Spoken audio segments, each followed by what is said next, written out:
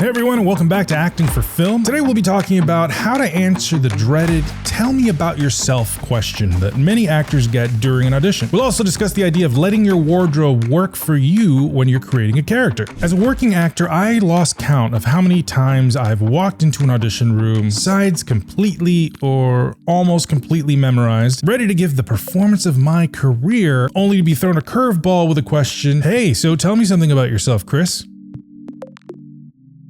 The first dozen or so times this happened to me, my mind went into an immediate panic. I mean, such a seemingly simple question, why on earth was it so difficult to answer?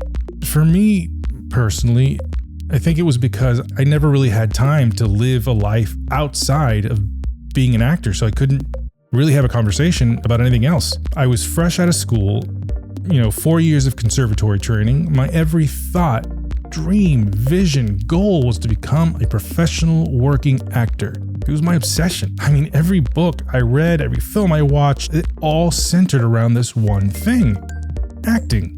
And that was all right. You need that passion and that commitment. But what I was missing was a life outside of acting. I wanted to play characters wise beyond my years, to be part of stories about worlds outside my own, of great adventures I'd yet to go on in my real life. And having come from the theater, it never occurred to me that I couldn't play a character 20 to 30 years my older, because in the theater, I could play anything. But for all my technical knowledge, I was still lacking the life experience to play the worldly roles that I longed for. You might be thinking to yourself, isn't acting about imagination? Of course it is.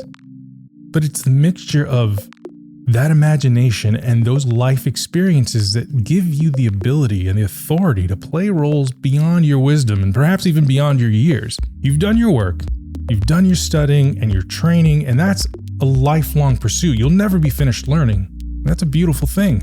So go and live your life. Experience love and loss and defeat and triumph. Go learn about lives and customs far outside of your own. There's no substitute, no acting method that can replace a life well lived. And the next time you find yourself in an audition and you're asked the question, "Tell me something about yourself," tell them anything that you're passionate about, anything besides acting. We know you're passionate about acting. Otherwise, you wouldn't find yourself in this room with this casting director, this producer, this network executive. What else makes you the well-rounded person standing in front of us? The second bit of advice I'd like to share with you comes from Maggie Lowe, one of the best acting teachers I've ever worked with. One day in class, we were discussing building your character and how wardrobe can be such a crucial part of this process. And please let me know in the comments if this is something that you guys can relate to as well. In my personal wardrobe, there's that one specific item of clothing or accessory that makes me feel a little more confident when I wear it. It affects my posture, how I carry myself, or even how social I might be on that particular day. It's subtle,